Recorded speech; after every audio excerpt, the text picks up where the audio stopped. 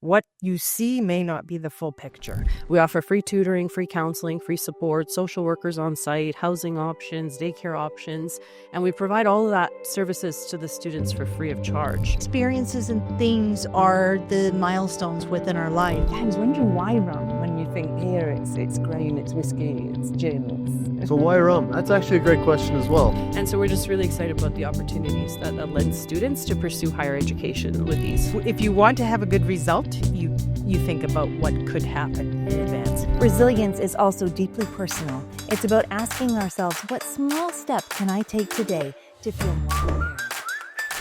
Welcome to the show that celebrates our city, its people, and the stories that bring us together. From local businesses to community events, hidden gems to big ideas. If it's happening in Calgary, you'll find it here. I'm Sean. And I'm Kim. And this is Wake Up Calgary. Calgary is a place of confluence where the Bow and the Elbow rivers meet, a place where the opportunities naturally come together. On Wake Up Calgary, we embrace the spirit of connection. We honor and acknowledge the land in which we work, live, and share stories, which is Treaty 7 territory. This is traditional homeland of the First Nations and Métis people. Today, we are part of this treaty land, and we are grateful for all it has to offer. Well, good morning, Sean. Good morning. How are you today? I'm good. Do you know how pretty it is outside? It's gorgeous. It's gorgeous. But, Calgary, blue skies, not to quote the city quote, but it is very true. Tell me, what's kind of the biggest, I guess, challenge that you have faced? Because I know that today that seems to be kind of what we're talking about a little bit is, resiliency, obviously, but also the challenges that we face, be it natural disaster or overcoming, that evolution within your life. If you've been displaced or if you're working on a new education or anything along those lines, what's the greatest challenge you have faced? I think it's really about looking in the mirror, right? Because we get born into a family or, with beliefs and, roots. And it's like the challenge would be is either you stay there or you grow.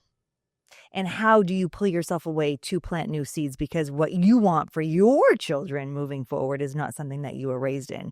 So then the challenge lies in that moment is how do you step out of it? And how do you overcome the thoughts? That's the biggest one. Right? Overcoming. And so that's kind of like, how do you shift this whole concept of, for lack of a better word, of, breaking the generational belief patterns so they don't go forward in my daughters. I think it's maybe similar to what they say. How do you get to Carnegie Hall?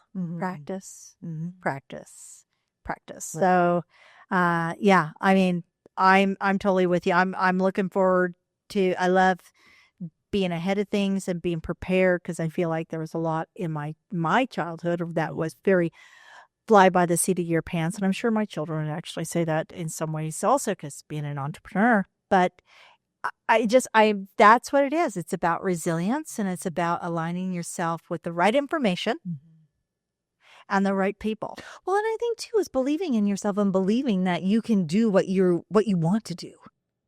I'm excited. I totally agree. I totally agree. You ready? It's going to be a great show. You ready? Yeah, I'm ready. All right, let's do it. Okay. When crisis hits, flood, fire, or sudden economic shock, Calgarians do something remarkable. We look out for each other. We organize. We rebuild. But resilience isn't just surviving the hard day. It's building the systems and the skills that carry us forward for the years. Today on Wake Up Calgary, we're learning from two leaders who do exactly that. First, Leann Hackman-Carty, the CEO who has helped Alberta communities prepare to respond and recover from the toughest chapters in our recent history. Then Marija Pavkovic, the entrepreneur educator whose work at MaKami College has opened doors for newcomers, women, and second career students to turn education into real opportunity. And of course, we'll finish with a taste of Calgary with our friend Linda Garson, because food and culture are how we reconnect, celebrate, and keep moving forward together. It's a show about leadership, learning, and the future of resilient communities. right here at home. You ready, Sean? I'm ready. Awesome. Our first guest today is Leann Hackman-Carty, CEO of Economic Developers Alberta. Since 2009, she has supported communities through floods, fires, and economic disruptions. And she literally wrote the guide on readiness, response, and recovery. Leann, welcome to the show. Oh, thank you. I am really looking forward because, as I mentioned before, I have actually personally experienced displacement due to fire. So as soon as I saw you pop in, I think it was my LinkedIn feed. It's like, oh, I have to have Leann on the show. So again, thank you for coming. When a community faces disaster, because community is a far larger scale than a single individual, right? What separates those that bounce back from those who struggle, and what does real resiliency look like right on the ground? Well, I think it's what I've seen over and over again. It's those who are prepared. I mean, if you have thought in advance of things you need to do when the crisis hits, then you're going to be much more resilient because you're going to be able to understand what's coming at you. You've got a plan in place and you've got the resources available. So really, it is being prepared. That's what, because at the end of the day, and from a personal experience, you get a little emotionally charged and you're not thinking straight. So Yeah. I think the more you can do in advance to plan, to get prepared, your overall response recovery resiliency is going to be far accelerated. Think that shock and awe of like, oh my gosh, this is happening. This is what gets people in trouble because they run back in because they weren't prepared to start with. Would that be kind of like, Yeah, in like that- it's just, I think everybody's unique, in Yeah. how they respond. But definitely just if you want to have a good result, you think about what could happen in advance. plan and play? Yeah. So plan for the result in the beginning. So if you plan for success, then you get success. Absolutely. Yeah. So you have a Master Your Disaster series that's like a go-to resource. What sparked it, and how should families use it before, during, and after a crisis? I think a lot of people, we think of the crisis when it's happening, but then there's this whole post. How should they use that? Well, I mean, it came all about after Fort McMurray, because at the time I had been through the 2013 floods and helping support communities and did what I could, developing processes that we didn't have in place. And then when 2016 hit and the fires hit, was able to learn from that, put some stuff in place, but still struggled with templates, with information. It was kind of here and there and everywhere.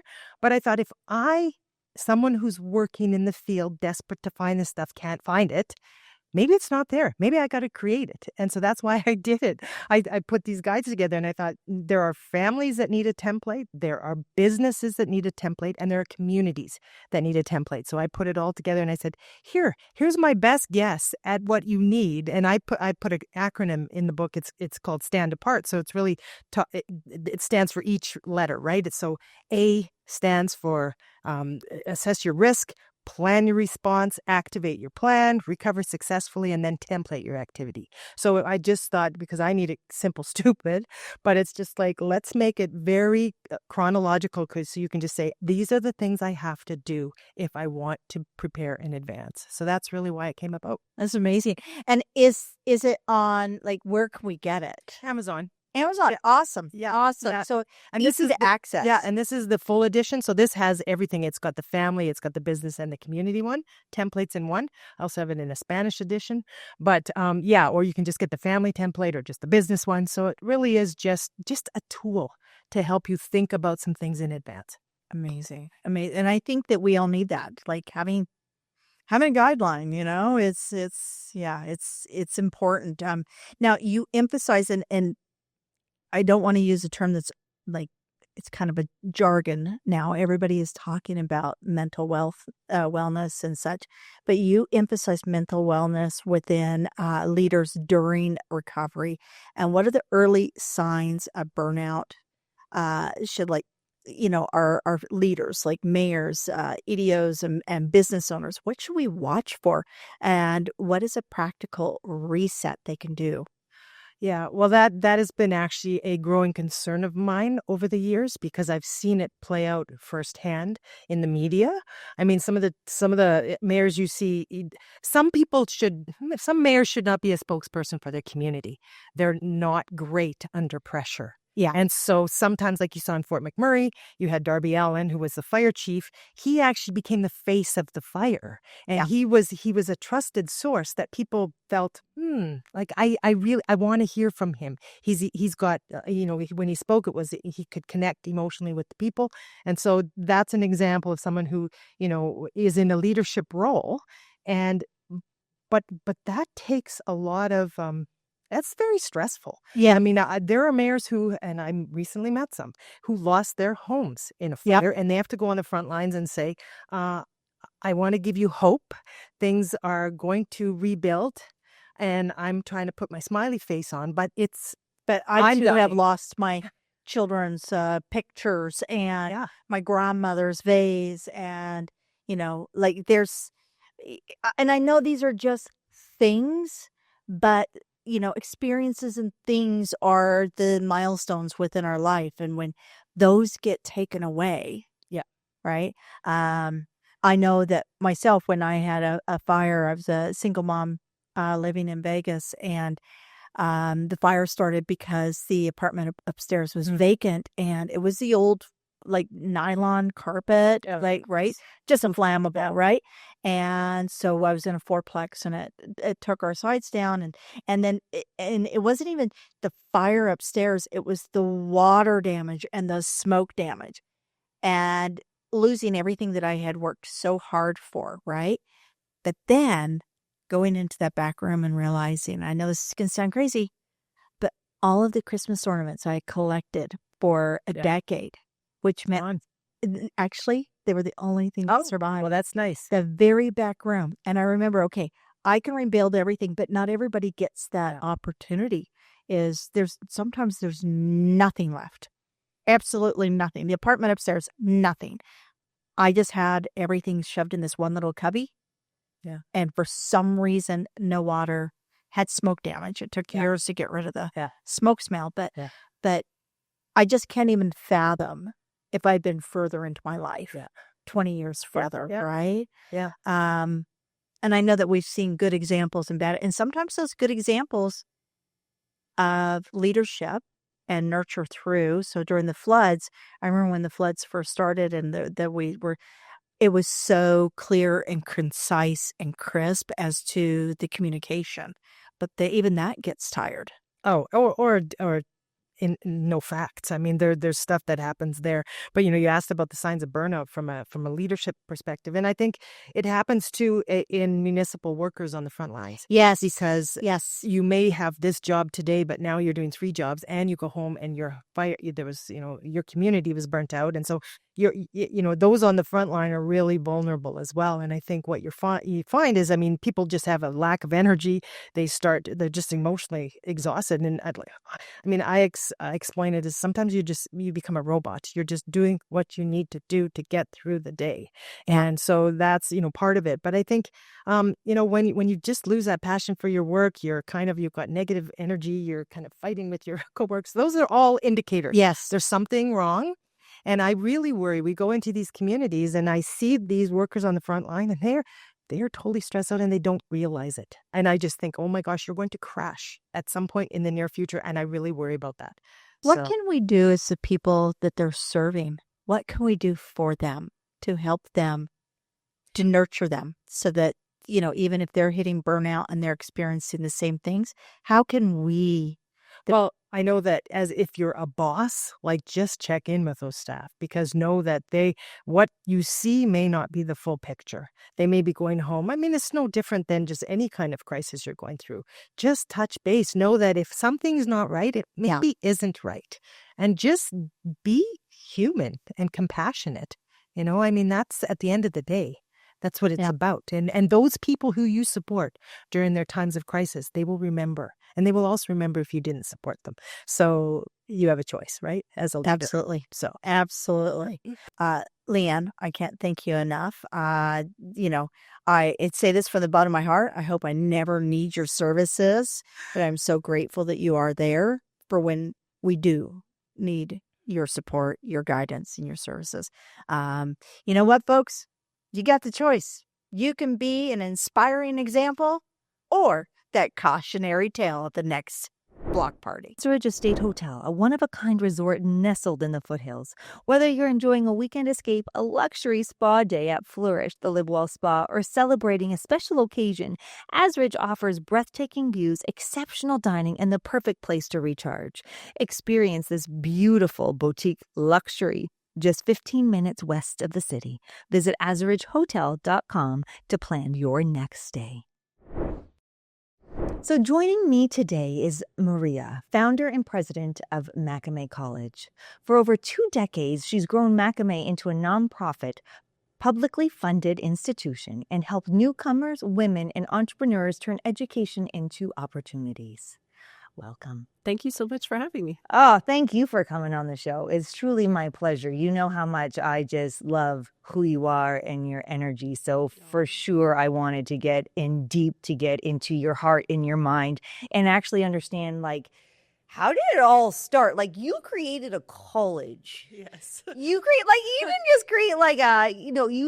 a college. So what was the inspiration behind that? I think I was inspired by my immigrant parents' plight to get re-educated here in Canada. Okay. I think one of the unfortunate things for a lot of immigrants, what they face is kind of that barrier to entry because you have to prove that you are who you say you are when you land on Canadian soil. And so there's a lot of people that have a lot of education similar to my parents that had to come to Canada and start in very, very entry-level menial jobs.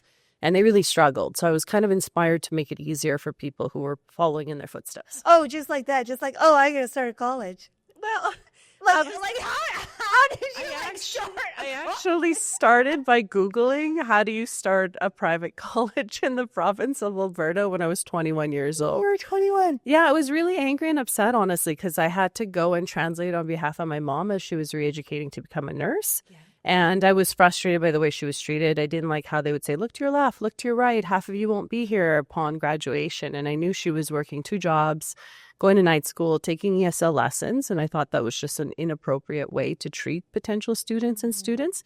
And I didn't think that was helpful to our community. I thought that was really putting up barriers rather than removing barriers. And I don't know. It just came to you? I just out of frustration. I thought there's got to be a better way. I think that's the entrepreneurial journey for most entrepreneurs. There's got to be a better way. And then if not me, then who? Oh, I love that. So transitioning from profit to nonprofit is rare. Mm-hmm. Why did you make that leap? And what did it unlock for the students? Well, it was a long journey. So people think because they heard about it last couple of years that it just happened overnight. It was like a decade worth of work and investigation and partnership with government and the community. Yes. Oh. It was a lot of efforts made because we were looking for a pathway. We never really fit under a traditional private umbrella. We have all these wraparound services that are very unique to MaKami and unique to the post-secondary system. We offer free tutoring, free counseling, free support, social workers on site, housing options, daycare options, and we provide all of that services to the students for free of charge. And so we were always kind of running on a nonprofit lean model, but we were just started as a corporation originally, and we had to fit under this certain umbrella. When we transitioned, we actually moved our designations from the PBT Act to the PSLA Act, which puts us under the Post-Secondary Learning Act. And most recently, we transitioned to a nonprofit to ensure that the community, the government, our partners, our educational colleagues understood our intentions and understood that we were here to do goodwill in the community. And that was our final transition phase that finished off in August of last year. And we're now a publicly funded, non-for-profit, independent academic institution, which is a mouthful. See that? 10 times. And my goodness. I'm floored. I don't even know what else to say. Sometimes I'm floored myself, Sean, to be honest with you, because it was such a dream and such a passion. And to comment on how it helps students, it makes all of our programs credentialed. It allows for transfer opportunities to different other public post-secondary institutions. We've been able to secure transfer agreements with other public colleges. And so we're just really excited about the opportunities that lend students to pursue higher education with ease. And you just learn it step by step. Yeah, I mean, sometimes you have a calling that's put on your life, and you can, like you said before in our private conversations, you can choose to listen and you can choose to step up. And I just wanted to be a good steward of that vision that I feel God had granted me because I'm a Christian and I have beliefs in that. And I just wanted to create something that was on my heart that was going to help people and help our community. And look at it go. Yeah, it's exciting. Your foundation has provided over $1 million in support. What outcomes have you seen for newcomers and second career students? We have a couple different things at MaKami College, including an educational foundation that fundraises for scholarships. We have a very large award right now for veterans and military families that we're supporting, and we also support girls from the Safe Haven Foundation. They're looking for kind of a launch pad into adulthood. We're supporting immigrants and newcomers. And so when somebody can help you with some of the financial costs and even resources like human resources, mentorship, introductions, help with your resume, help with your applications, it's life-changing. We know that education changes lives, but getting into education has a lot of barriers. And then once you're in, there's a lot of barriers to success. And so we're really about trying to figure out ways to remove those barriers, and financial considerations are always one of the first steps you have to address. You just rock. That's incredible. Women entrepreneurs, what two barriers come up again and again for them? And what is the most effective way that we can overcome them? I think women entrepreneurs struggle with trying to keep a public-facing life that's very different from what's happening privately. I think male entrepreneurs, whether they're competitors or not, are really good at talking strategy and problem solving together, even if they don't like each other, even if they're competing for the same clientele. Women tend to have a Facebook reel, so they're trying to present an image, and so they're less likely to ask for help. They're less likely to show vulnerability. They're less likely to have a mentor. There's also not a ton of female mentors at a top level of leadership. There's a lot more male mentors available, and so that can be a barrier. I think financial considerations are always a concern, and I think women are juggling a lot more. So they have multiple hats that they wear. They're wearing a boss hat, they're wearing a wife hat, they're wearing a mom hat sometimes. They're also a daughter, sister, aunt, all of the above, and I really realized this as I'm part of YPO, Young Presidents Organization, and there was a male colleague and I that we were both traveling to London for work. And so I realized this in the airport when he was all relaxed and I showed up completely disheveled. And I said, "How was your day?" He was great. He says, "My wife cooked me breakfast. She packed my suitcase last night. I have clean underwear." And he's just showing up and having a coffee at the airport. I had to bake 104 cookies for a bake sale. I had to run around and buy the boxes to put them in. I had to make sure my kids' homework was done. I had to cook some stuff so my husband and daughter didn't starve while I was away for 4 days. And I just showed up with all of that baggage at the airport. And he was just so ready for the meeting in London and his brain was going there. So I think people underestimate the amount of hats we have to wear as women, and the fact that we're either not getting help or we're too scared to ask for help because it shows vulnerability and that everything is not the way that you would want to portray it to the world. Right. So well said. Thank you for sharing your inspiration and your practical guidance with us today. To continue this, visit wakeupcalgary.ca for Marija's top 5 strategies for empowering newcomers and women in business, clear steps, resources, and next actions. And now let's join Linda of Culinaire Magazine on location for Taste of Calgary. So here we are in the distillery. Tell me about this place. When did you actually launch it? Dad and I started this in 2018. We are a family-owned and operated business. We started construction in 2018, started production in 2019, and we've been plugging away ever since. Wow. And doing so well, though. Yes. Yeah, we've been very fortunate. I was going to say, your runs, I'm looking back at previous issues here of the magazine and the Beverage Awards results, and here you are, best in class that was 2023, I think, and there's certainly other ones. Yes. Yeah, absolutely. That's fantastic. And what is this behind us then, all this about the history and the process? Yes, so we are building off the history of rum running in Alberta, the bulk of which went down through the Crow's Nest Pass in the Elk Valley on the BC side. It all went down during Canada's Prohibition, which started in Alberta in 1916. Then continued on into the U.S. Prohibition in 1920. The two main characters were Emilio Picariello and Florence Lissandro, and you can sort of see the guy at the top and the woman on the bottom there. So they built a pretty significant rum running empire that was headquartered in Crow's Nest Pass at the Blairmore Hotel. Unfortunately, it came to an end in the early 20s on September 21st, 1922, during a sting operation by the Alberta Provincial Police, where they got in an altercation, shot an officer, and resulted in them both being hung. And Florence was actually the first and only woman to ever be hung in Alberta. So quite the piece there, a bit of a notorious tie to rum here in the province. We thought this would be a great story to build off of, as we are quite aware there isn't much that ties rum to this province. And this is a unique piece of Alberta history that has direct ties to rum. And in addition to that, I happen to grow up on the BC side of all this nonsense in Spywood and Fernie. And Philomena actually happens to be the great aunt of a good friend of mine growing up. So Really? Oh my goodness, so you Great. do have a big connection to the story. Yeah. Yeah, I was wondering why rum, when we think here it's grain, it's whiskey, it's gin. So why rum? That's actually a great question as well. In my early years, my wife actually banned me from drinking whiskey, so I started to get into rums. And just kind of got into the rum category a little bit more. I tried some of the stuff on the lower shelves. I wasn't too impressed, but as I started to work my way up, I really enjoyed the category. It's very approachable. The flavors tend to be a lot more warm and inviting than with some of the whiskeys as well. I actually preferred it over the whiskey category once I started to get into it. So, yeah. Wow, fantastic. And now you have a variety of rums here, which is our winning one, the dark rum. Yes, It's our best in class. Here it is. that's the winning one here, the dark rum. A little bit about the dark rum. Actually, a little bit about our rum in general before we start. All of our rum is made using glacier-fed water and Canadian processed molasses. The sugarcane is grown in Guatemala, so this is a true cane-based rum.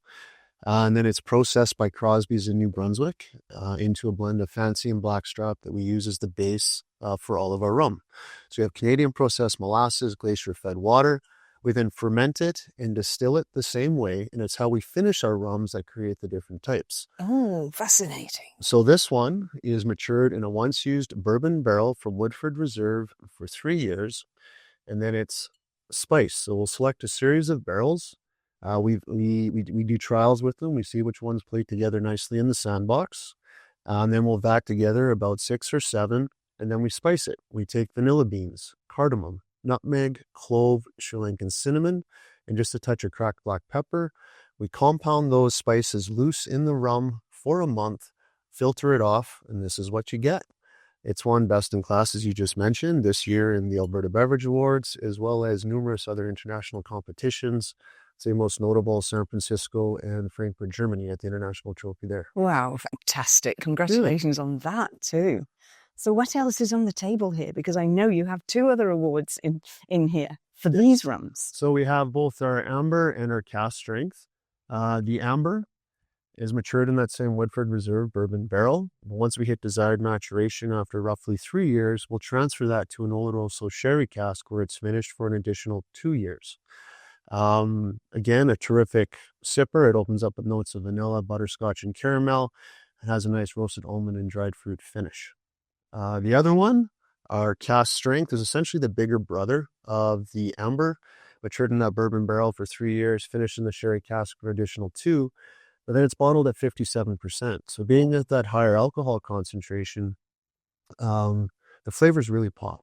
It's quite a nice sipper. It's long, it's complex. Yeah. Would you think to use this one maybe more for cocktails with it being a higher alcohol? The things to it or not? It does play nice in some of the higher end cocktails for sure, but honestly, I prefer this one straight up sipping, whether it's Straight up guy. in a Glencairn or on a large cube, and as that cube melts, the flavor profile changes as you as you take a sip. Oh, wonderful. And talking of cocktails, Yeah. that's going to lead us into what is next. And I can see that we've won awards now for these 2 as well. And these are pre-mix or ready-made cocktails, aren't Yes. I personally know that one in the bottle, and I absolutely love it. Tell us about the smoked old fashioned. So the smoked rum old fashioned, again, nice premix cocktail that we make. This is a fun one to do. We take our rum, Demerara simple syrup, Angostura aromatic bitters. We mix those together in one of our production vessels in the back. And then I take a blowtorch and a barrel stave, and I fill the top half of the vessel full of smoke, and we circulate the cocktail through that smoke. So this is a proper smoked cocktail, no synthetic flavors or nonsense in there. Very nice sipper. Traditionally, an old-fashioned would be made with a bourbon. Yeah. However, with us maturing our rums in the once-used bourbon barrels, there's some nice bourbon undertones in the rum that play very nice in an old-fashioned. It's absolutely delicious. It's intense, it's sweet, it's all there. All the flavours are there, aren't they? And it's 100% Canadian. Yes. We don't have to worry about the bourbon. Totally. And next door to it, you have your Cuba Libre. Yes. So this is our Cuba Libre. It's rum, Coke, lime juice, all pre-mixed, ready to go in the convenience of a can. And this one's been around a few years because I know it's won awards in the Alberta Beverage Awards. I think ever since you launched it. Was that 3 or 4 years ago? Maybe Yes. 3 years? Yes, that was in 2022 when we launched it. And at the same time, we did the world's largest Cuba Libre cocktail to get some attention around it to help drive, help drive some awareness. How large was the cocktail? It was 1,006 liters. And now I can see behind us, we have all these jars here are these filled with different rums? Yes. So what we have behind us over here, I'm not sure if we need to change angles or not, but you have a series of different spice infusions in a nice base amber that we make. And with that, you can do your own custom blend of a bottle. So how does that work? Tell me how we would do a custom blend. You come in and you taste all of the different infusions based on what you like and what you don't like. We blend you a bottle to take home that day. And people can just do this. People can book it and come on in and they can book it and come on in. And... Yeah, that's correct. It's part of our larger tour program. So you come down, you do a nice sampling of the rums at our bar. And then from there, we go through the history of rum running in the West, which I glossed over briefly earlier. Process-oriented tour of the distillery, and then wrap it up, making your own bottle. What a great Christmas present for people! Yes, it is a good. That would be a fantastic gift. Something a bit different, wouldn't it? Yes. Come and get your own rum. Wow, and drink some of yours while they're here. Fantastic. Yes. Thank you so much. Oh, my pleasure. From Leann, we learned that preparation isn't optional. It's a gift we give our families and our communities when the unexpected arrives. From Marija, we saw that education and opportunity can change not just individual lives, but the entire systems. Resilience is also deeply personal. It's about asking ourselves, what small step can I take today to feel more prepared? What skill, what connection, what act of courage can I choose that moves me from simply surviving into thriving? Because when we commit to our growth, when we choose to invest in each other, we create communities that are stronger than any storm, richer than any setback, and more vibrant than any challenge. Calgary, the future is not something we face, it's something we build together. Thanks for spending time with us today on Wake Up Calgary. Subscribe on YouTube, follow us on social, visit us at wakeupcalgary.ca for today's extended interviews, resources, and our community calendar. We'll see you next time.